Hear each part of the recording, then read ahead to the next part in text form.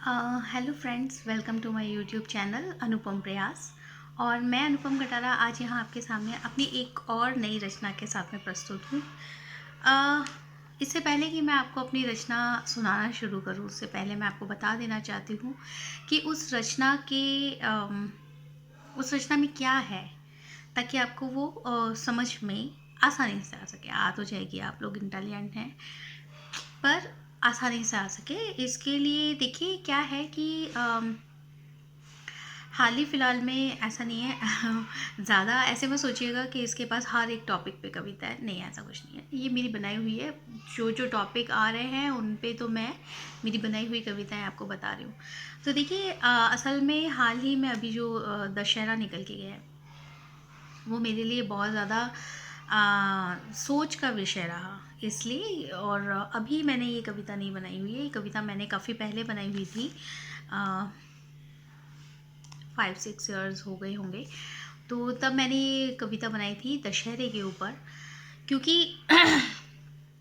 उस वक्त मैं दिल्ली में थी और दिल्ली में एक बहुत बड़ा एक मतलब दिल्ली तो बहुत बड़ा शहर है, और मतलब ऐसा नहीं कि हादसों की कोई कमी है, वहाँ तो हादसे होते ही रहते हैं, हर जगह होते हैं। सिर्फ दिल्ली का नाम मैं क्यों ख़राब करूँ, पर हर जगह होते रहते हैं। तो जब दशहरा आया, मुझे जब लोग उसके लिए इतने ज़्यादा खुश हो रहे थे कि दशहरा आ रहा है, दशहरा आ रहा है, तो मतलब हम लोग रावण को मारेंगे और समाज से बुराई ख़त्म हो जाएगी, दुनिया से बुराई ख़त्म हो जाएगी।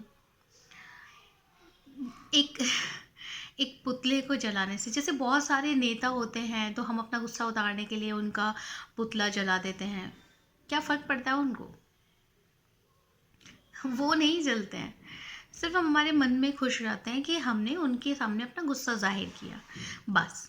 किसी को कोई फ़र्क नहीं पड़ता आपकी इस तरह की एक्टिविटीज़ से, ठीक है। लेकिन मुझे लगता है कि इसी तरह से रावण तो मर गया, ठीक है, भगवान राम ने उनको मार दिया, और जो है समाज को उस समय की परिवेश को आज़ादी दिलाई इस तरह के एक राक्षस से, जिसमें कई नैतिक चीज़ों की, मतलब बहुत ज्ञानी, बहुत विद्वान, बहुत पंडित होने के बावजूद कुछ ऐसी बुराइयां थी जो उनकी अच्छाइयों में भारी पड़ गई। तो सीधी सी बात ये होती है कि आपकी बुराइयां ही आपकी अच्छाइयों पर भारी पड़ जाती हैं। तो लेकिन मैं ये देखती हूँ कि मैक्सिमम क्या, मेरे ख्याल से सभी लोग, कोई ज़रूरी है सब किसी का खून ही करें, सब किसी का मर्डर ही करें हैं तो ही वो दुष्ट हैं, राक्षस हैं, शैतान है, रावण है, जानवर हैं। शास्त्रों में बताया गया है कि 3 तरह के पाप किए जाते हैं, मन, क्रम और वचन। आप मन से किसी को सोचकर उसको हानि पहुंचाने का सोचते भी हैं, आप किसी के मन को दुखी करते हैं, मानसिक पीड़ा देते हैं, टेंशन देते हैं, सताते हैं, जिसको कहते हैं वो मानसिक, जो मन से दिए किया गया पाप है। क्रम यानी कि कर्मों से किया गया जो आपका पाप होता है, जो आपने किसी का काम बिगाड़ा है, अपने हाथों से जाके बिगड़वाया है, किसी को पैसे देकर आपने उसका नुकसान करवाया है, उसके बनते कामों के बीच में अड़ंगे लगाए हैं अपनी वजह से, अपने हाथों से, वो होता है आपके कर्मों से किए गए पाप। और जो तीसरा होता है वो है वचन। आपने मुंह से बोलकर ऐसी कोई दिल दुखाने वाली बातें सामने वाले को बोली है, उसको बुरी लग गई, उसको चुभ गई, वो परेशान हो गया, वो रोया, वो रात भर सो नहीं पाया, ये भी पाप है। तो मुझे नहीं लगता कि दुनिया में ऐसा कोई भी इंसान होगा जिसने इन तीनों में से कोई भी पाप या कोई एक पाप ना किया हो ही जाता है, अनजाने में भी हो जाता है कि कई बार हम सामने वाले को, कई बार हम ऐसी बातें पूछ ही लेते हैं, भले हमारा इंटेंशन वो नहीं होता, लेकिन सामने वाला हर्ट हो जाता है। तो ये भी तो रावण ही है हमारे अंदर। हमें उस व्यवहार को भी तो बदलना चाहिए ना, कि जब हमें लगता है कि हम किसी को परेशान ना करें। हाँ, हम ये नहीं कहते कि सामने वाला आपको परेशान कर रहा है तो उसके अंदर भी रावण है, ऑब्वियसली बात है, उसके अंदर भी रावण है, और आपने उसका प्रतिकार किया, आपने उसको जवाब दिया, आपने उसको रिप्लाई किया, तो आप भी रावण हो गए। उन सब के तरीके अलग होते हैं। जैसे रावण ने जो दुष्टता दिखाई, उसके बदले में भगवान राम ने भी तो उसको सज़ा दी। तो ये नहीं कि आप राम हैं और सामने वाला रावण ही है, हो सकता है सामने वाला भी आपको किसी और बात का जवाब दे रहा हो और आप फिर उससे झगड़े कर रहे हैं। तो अपनी गलतियाँ किसी को महसूस नहीं होती हैं, तो जब मुझे लगा, जब दशहरे का त्यौहार आया और लोगों ने वहाँ पर उस चीज़ को सेलिब्रेट करने के लिए लोग चीज़ें खरीद रहे हैं, एंजॉय कर रहे हैं, मैदानों में जा जाकर और पुतले बना बना के उनको जला रहे हैं, खुश हो रहे हैं।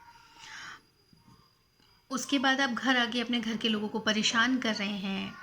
आप खुद महीने में 24/7 अपने घर के लोगों को जीने नहीं देते, मोहल्ले के लोगों को परेशान किए रहते हैं, बिल्डिंग में लोगों का जीना हराम कर रखा है आपने। क्या आपको नहीं लगता आपके अंदर भी रावण है, उसको मारना चाहिए? उसका पुतला क्यों जलाएं? अपना जलाइए ना आप अपना। तो उसी के लिए मैंने ये कविता लिखी है। मुझे लगता है अब शायद आपको वो थॉट जो है इस कविता को लिखने के पीछे मेरा, वो समझ में आएगा। तो शुरू करते हैं कविता, जिसका नाम है असली दशहरा।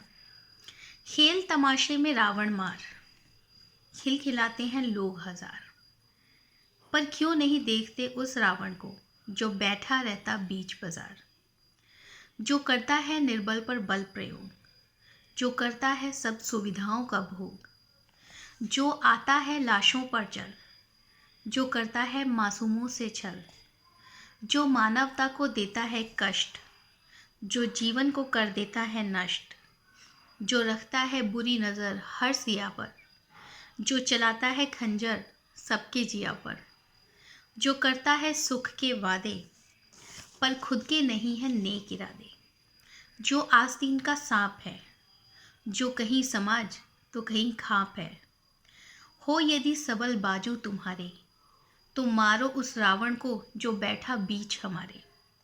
करना चाहते हो कुछ तो कर दो संसार को सुख शांति से हरा भरा, करना चाहते हो कुछ तो कर दो संसार को सुख शांति से हरा भरा, और फिर देखो क्या होता है असली दशहरा।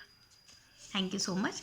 अगर आपको कविता पसंद आई हो तो प्लीज़ अपने कमेंट करें, शेयर करें, लाइक करें और मुझे बताएं कि और कैसे मैं बेहतर और किस तरह से किन पॉइंट्स पर मैं और सुधार कर सकती हूँ। Thank you so much.